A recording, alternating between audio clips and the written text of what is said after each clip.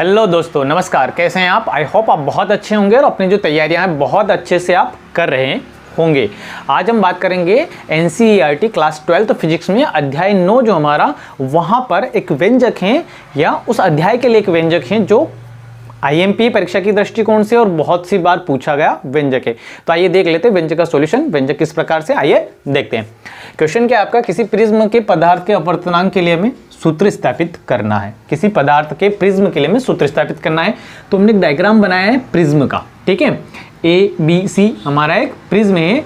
I1 इसमें आपतन कोण है और I2 जो है निर्गत कोण है। अंदर यहाँ पे इस रेखा के साथ में ये जो बनने वाले कोण है ये R1 है, ये R2 और यहाँ पे बनने वाला कोण क्या है, डेल है। इस प्रकार से आपका डायग्राम है। डायग्राम से ही आगे बढ़ते हुए हम इस व्यंजक को हल करते हैं।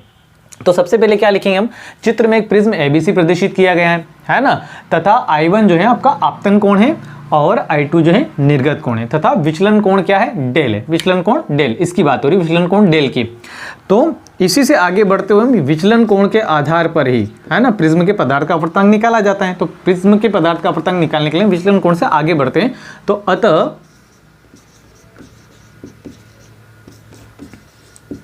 विचलन कोण क्या है आपका, UTS, है ना। क्या है विचलन कोण, UTS, और कितना है ये, डेल है, ठीक है। विचलन कोण UTS का मान कितना है, यहाँ पे चित्र के अनुसार देखें तो डेल है। अब इसी को हम आगे बढ़ाएंगे। तो देखिए ये यहाँ पे अगर मैं बात करूँ तो ये आपका विचलन कोण है, यहाँ पे विचलन कोण है, और यहाँ पे अगर बात की जाए ये वाले कोण, दोनों कोणों की, तो ये इसका बहिष्कोण है। तो एक त्रिभुज बन रहा है यहाँ पे। त्रिभुज कौन सा बन रहा है यहाँ पे आपका, TQR। कौन सा त्रिभुज बन रहा है, त्रिभुज TQR में। तो उस आधार पे इस कोण के बारे में अगर मैं लिखना चाहूँ, क्योंकि हमने बहिष्कोण प्रमेय पढ़ी। बहिष्कोण प्रमेय क्या कहती है कि किसी भी त्रिभुज के, जैसे ये त्रिभुज बन रहा है आपका TQR, तो बहिष्कोण प्रमेय ये कहती है कि किसी भी त्रिभुज के बाह्य कोण का जो योग है, अंदर दोनों कोणों के योग के क्या होता है, बराबर होता है। तो इससे हम आगे बढ़ाएंगे और बहिष्कोण प्रमेय के आधार पर लिखेंगे। तो हम लिख सकते हैं कोण UTS बराबर, ये जो कोण है, ये वाला कोण इन दोनों कोणों के योग के बराबर होगा। तो क्या बनेगा, कोण TQR प्लस कोण TRQ। देखिए, है ना, ये बहिष्कोण प्रमेय के आधार पे हमने लिखा है।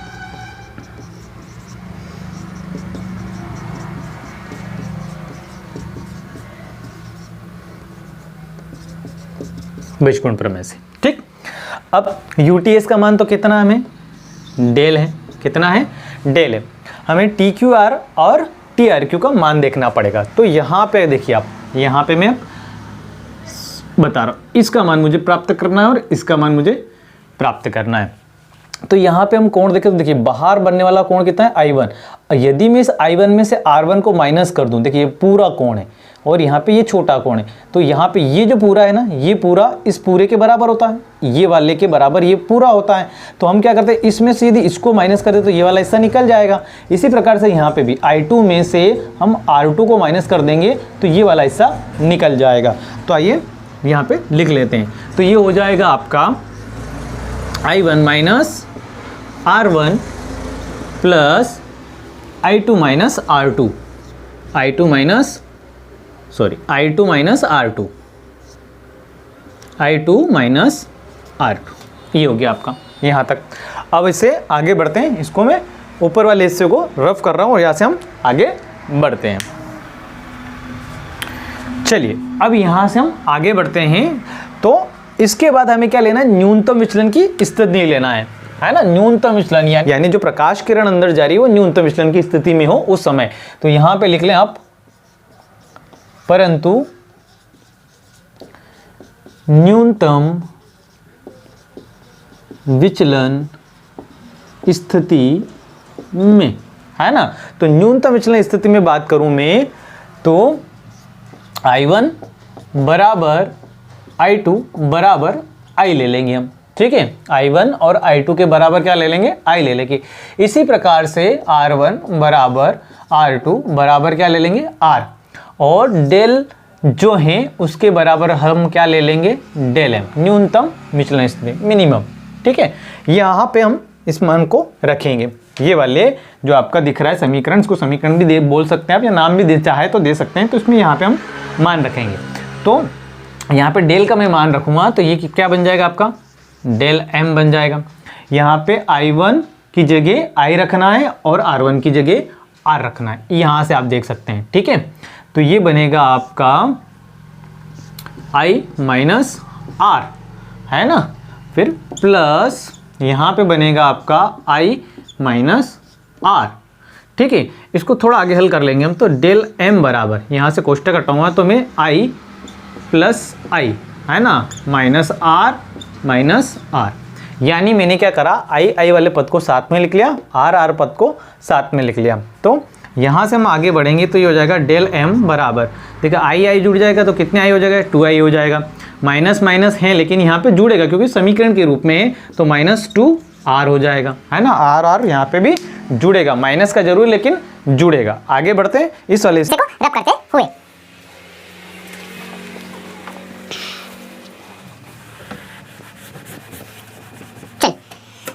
अब यहाँ से आगे बढ़ेंगे तो इसको क्या करना है, आपको समीकरण नंबर 1 नाम दे देना है। इसको हमने नाम दे दिया समीकरण नंबर 1। अब हमें क्या करना है, I और R के मान फाइंड करने हैं, क्योंकि मुझे यहाँ पे अपवर्तनांक निकालना है म्यू, और म्यू के लिए एक सूत्र है आपका स्नेल का, है ना, sin I upon sin R। तो I और R के मान होंगे आपके पास, है ना, तभी तो आप वहाँ पे मान रख पाएंगे। तो यहाँ पे हमें क्या करना है, I और R के मान फाइंड करने हैं। तो कैसे फाइंड होंगे, तो हमें क्या करना है, यहाँ पे हम एक चतुर्भुज लेंगे, है ना, चतुर्भुज। क्योंकि देखिए अगर मैं बात करूँ आपके ये R यहाँ पे, तो यहाँ से हम कोशिश करके R को निकाल सकते, तो ये वाले कोण आपको चाहिएंगे उसमें, है ना। तो कैसे आपको मिलेंगे, तो इसके लिए हमें क्या कर लेना है, चतुर्भुज लेना है। परंतु चतुर्भुज कौन कौन सा लेंगे हम, A Q O और R, A Q O R में, A Q O R में। तो चतुर्भुज में अगर आप बात करें तो आप लोगों ने भी पहले सीख रखा होगा, पढ़ रखा होगा कि चतुर्भुज जो होता है उसके सम्मुख कोणों का योग कितना होता है, 180 डिग्री होता है ना। तो वही कॉन्सेप्ट यहाँ पे मैं लागू कर रहा हूँ कि चतुर्भुज के सम्मुख कोणों का योग कितना होता है, 180 होता है। तो पहला कोण अगर चतुर्भुज की बात करूँ मैं, है ना, A Q O, तो एक तो यहाँ पे बन रहा है, एक ये वाला कोण बन रहा है आपका, और एक ये वाला, और एक ये वाला, और एक ये वाला है। तो यहाँ पे लिखेंगे हम कोण AQO, AQO, ये वाला कोण, है ना, ये वाले कोण की बात हो रही है पूरे की, AQO, तथा प्लस कोण ARO,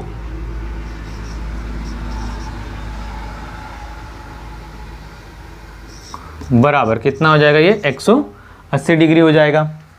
ठीक है, तो कोण AQO प्लस कोण ARO बराबर 180, ये समीकरण नंबर 2 है। इसको हम समीकरण नंबर चाहें तो 2 नाम दे देंगे, है ना, कितना नाम दे देंगे, 2। अब इससे आगे बढ़ते हैं। देखिए एक कोण अभी निकले हैं, इसके सम्मुख कोण निकले हैं।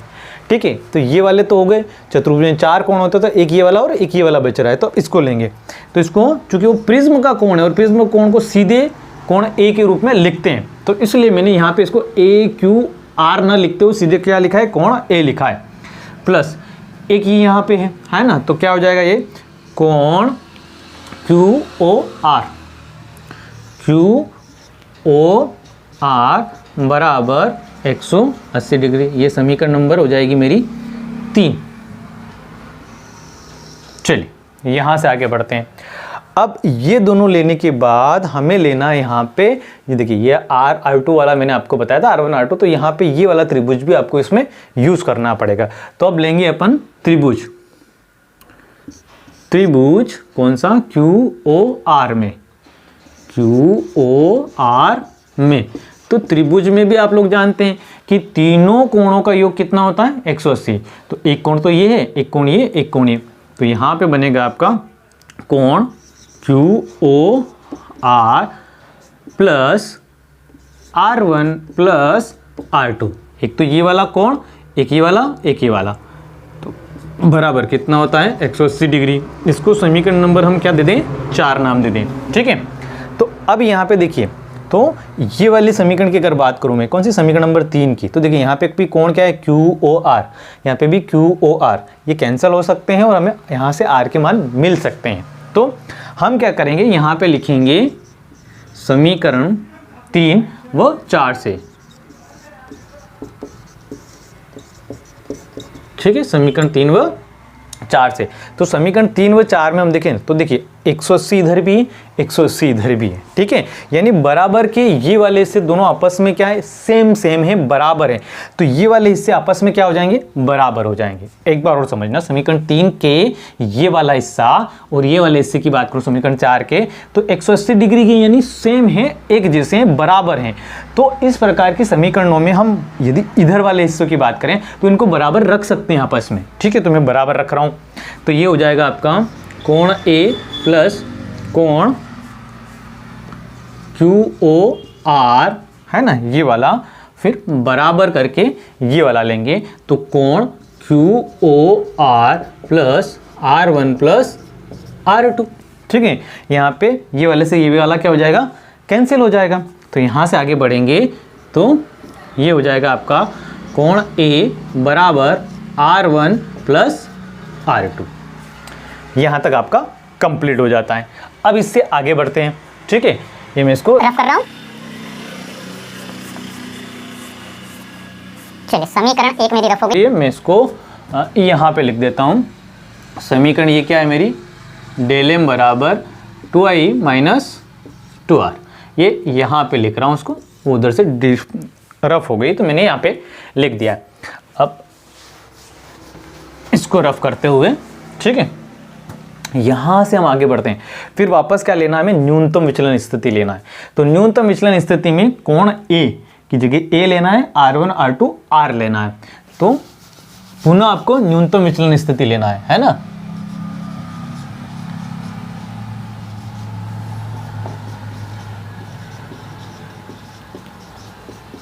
न्यूनतम विचलन हेतु ले लेंगे अपन, तो ये हो जाएगा A बराबर R प्लस R, है ना। न्यूनतम विचलन स्थिति में दोनों जो R1 R2 है उसकी जगह में R लिखते हैं, ऊपर पहले अपनों ने लिख लिया है, ठीक है। तो यहाँ से आगे बढ़ेंगे तो ये हो जाएगा A बराबर 2R, R का मान निकालना, तो ये 2 कहाँ चल जाएगा, इसके बटे में, है ना, अपॉन में आ जाएगा, इसके बटे में चला जाएगा। तो ये हो जाएगा R और A बटा 2 या A अपॉन 2, ठीक है। तो यहाँ से इसको इस प्रकार से भी लिख सकते हैं आप, ठीक। ये तो आ गया आपके R का मान। अब ये मान का रख लें हम समीकरण नंबर 1 में, और यहाँ से किसका मान निकालें, I का। तो यहाँ पे लिखें आप समीकरण 1 में R का मान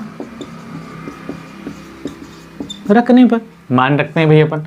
तो देखिए समीकरण 1 क्या मेरी, डेल M बराबर 2i, है ना, -2, और R की जगह मान रखना है ना। तो R का मान क्या है, A बटे 2, A अपॉन 2, है ना। तो यहाँ पे 2 से 2 क्या हो जाएगा, कैंसिल हो जाएगा। तो ये रहा आपका डेल M बराबर 2i माइनस A। मान किसका निकालना, I का निकालना है। तो ये जो माइनस A है इसको बराबर से मैं इधर पक्षांतरित करूँगा, तो ये हो जाएगा डेल M, इधर आएगा तो ये प्लस का हो जाएगा, है ना, और इधर क्या बचा है आपका 2i, इधर क्या बचा था अपना 2i। I का मान निकालना, तो यहाँ पे ये 2 भी क्या हो जाएगा, इनटू में है तो अपॉन में चला जाएगा, किसके, इसके अपॉन में चला जाएगा। तो यहाँ पे बनेगा आपका del M plus A upon 2 बराबर I, ठीक। ये आ गए आपके पास I के मान और R के मान। अब चलेंगे अपन स्नेल के नियम के ऊपर, या स्नेल के नियम से, है ना। तो ये वाला हिस्सा यहां से रफ करते हैं।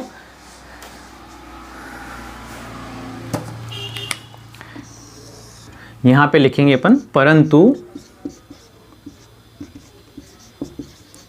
स्नेल के नियमानुसार, है ना। स्नेल का नियम क्या कहता है, मार्कर थोड़ा मैं चेंज कर देता हूं।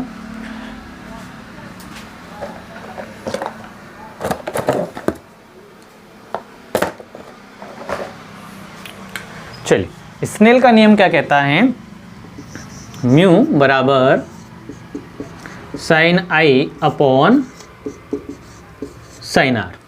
तो यहाँ पे हम आई और आर के मान रखेंगे, ठीक है। तो ये यहाँ से मैं इसको रफ कर देता हूँ, ये आपके आर का मान है और ये आई का मान है। तो यहाँ पे रखेंगे तो ये हो जाएगा आपका म्यू बराबर साइन आई का मान कितना हमारे पास, डेल एम प्लस ए अपॉन 2 और साइन आर का मान है ए अपॉन 2। और यही जो है आपका प्रिज्म के पदार्थ के अपवर्तनांक के लिए अभिष्ट व्यंजक है। तो आई होप आपको वीडियो जो है समझ में आया होगा, व्यंजक समझ में आया होगा, वीडियो अच्छा लगा होगा। तो यदि वीडियो अच्छा लगा है तो लाइक ज़रूर करें, चैनल को सब्सक्राइब कर लें और अपने दोस्तों में भी शेयर करें। धन्यवाद।